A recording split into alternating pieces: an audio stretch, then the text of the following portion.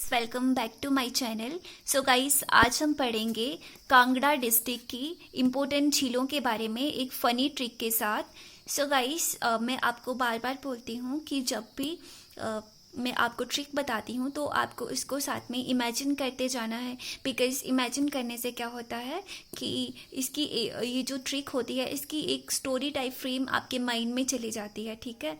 तो उससे क्या होता है कि वो आपको लॉन्ग टाइम के लिए याद रहती है। सो गाइस, हम अपनी ट्रिक को स्टार्ट करते हैं। कांगड़ा की झीलों में करारे डक तैरते हैं और बोलते हैं चिंग पोंग चिंग पोंग, ठीक है। तो आप इस स्टोरी को इस तरीके से इमेजिन करो कि ये जो एक डक है ना, ये कांगड़ा डिस्ट्रिक्ट की झीलों में तैर रहा है और ये डक कैसा एकदम से करारा डक है, ठीक है। करारा आप ऐसे इमेजिन करो जैसे हम हिमाचली बेसिकली बोलते हैं ना कि हमें सब्जी कैसी एकदम करारी सब्जी बनाओ, या फिर चिप्स कैसे खाने हैं करारे करारे होने चाहिए, ठीक है। तो ये डक कैसा है, एकदम करारा करारा डक है, ठीक है। और ये अपने दोस्त को क्या बोलता है कि चिंग पोंग चलना, हम कहाँ जाते हैं, पोंग झील को जाते हैं घूमने के लिए, ठीक है।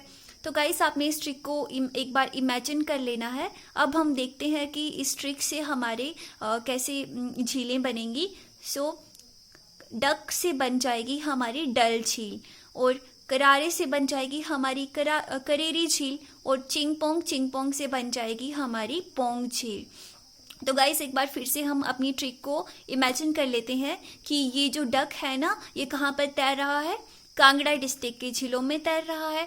फिर ये डक कैसा एकदम से करारा करारा डक है, और ये क्या बोलता है अपने दोस्त को कि चिंग पोंग चलना, चलते हैं हम पोंग झील में घूमने चलते हैं। सो करारे से हो जाएगा करेरी झील, डक से हो जाएगा डल झील, चिंग पोंग से हो जाएगा पोंग झील। गाइस, आपको पता होना चाहिए कि ये जो हमारी पोंग झील है ये मानव निर्मित एकमात्र झील है कांगड़ा डिस्ट्रिक्ट की। तो गाइस, आपको पता होगा कि जो मानव निर्मित झील है उसको ही कृत्रिम झील भी कहा जाता है। कई बार एग्जाम में ऐसे नहीं दिया होता है कि मानव निर्मित झील कौन सी है, सीधे दिया होता है कि कृत्रिम झील कौन सी है, ठीक है। तो आपने क्या करना है कि मानव निर्मित झील या कृत्रिम झील के बारे में आपको पता होना चाहिए, तो आपने कृत्रिम झील पर ही टिक करना है। कई बच्चे कई बार कृत्रिम झील और प्राकृतिक झील के बीच में कंफ्यूज हो जाते हैं। उनको ऐसे लगता है कि जो कृत्रिम झील होती है ना वही हमारी प्राकृतिक झील होती है, लेकिन जो कृत्रिम झील होती है वो मानव निर्मित झील होती है।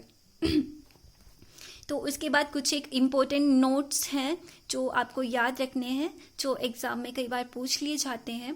पोंग झील को महाराणा प्रताप सागर के नाम से भी जाना जाता है, और ये जो अपनी पोंग झील है कांगड़ा डिस्ट्रिक्ट की, ये ब्यास नदी पर बनी हुई है, और इसकी स्थापना 1960 ईस्वी में की गई थी।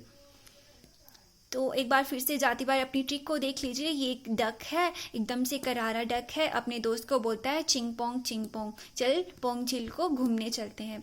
सो गाइस, हम अब अपनी दूसरी डिस्ट्रिक्ट को लेंगे। हमारा आज का दूसरा डिस्ट्रिक्ट है किन्नौर डिस्ट्रिक्ट। अब हम किन्नौर डिस्ट्रिक्ट की जो इम्पोर्टेंट झीलें हैं उनको एक फनी ट्रिक के साथ लर्न करेंगे। सो गाइस, इसको भी आपने इमेजिन करना है। तो गाइज, आप इसको इस तरीके से इमेजिन कर सकते हो कि जो किन्नौर जिला है ना, वहाँ पे सोना मिलता है झीलों में। वहाँ की झीलों में क्या मिलता है, किन्नौर की सोना मिलता है। अब आप ऐसे याद करना इसको कि आपको पता है जो किन्नौर जिले के लोग होते हैं ना वो बहुत अमीर होते हैं, क्योंकि वहाँ पे उनके बहुत सारे सेब के बगीचे भी होते हैं। तो वहाँ की झीलों में क्या मिलता है, सोना मिलता है, ठीक है। तो आप सो से सोलंग झील याद रख सकते हो, और ना से नाकू झील को याद रख सकते हो।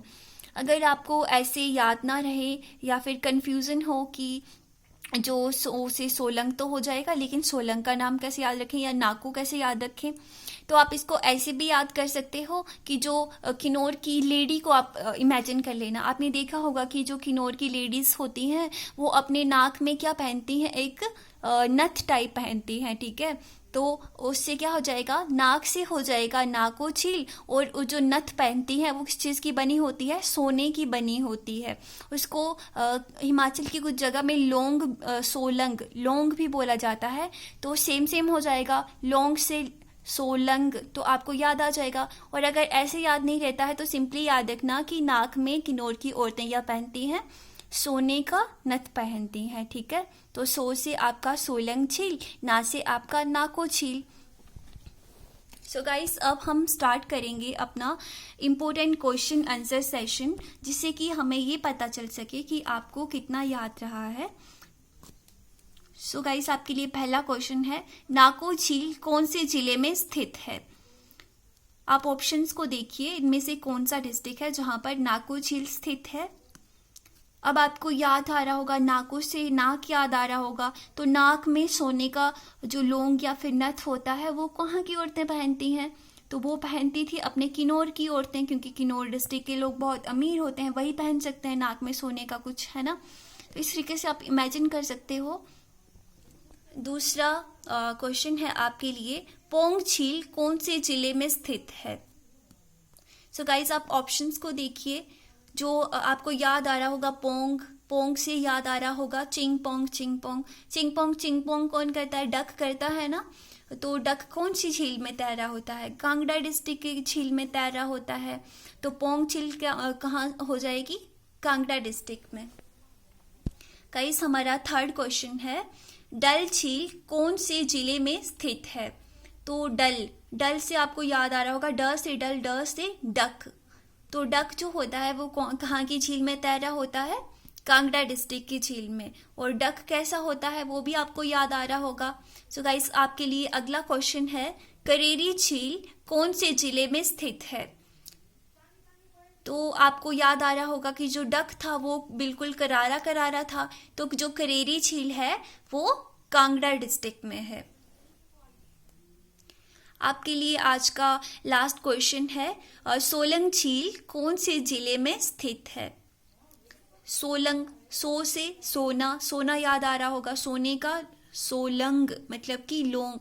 तो सोने का लौंग नाक में कहाँ की औरतें पहनती हैं? किन्नौर की पहनती हैं, क्योंकि वो लोग, किन्नौर के लोग अमीर होते हैं हिमाचलियों में।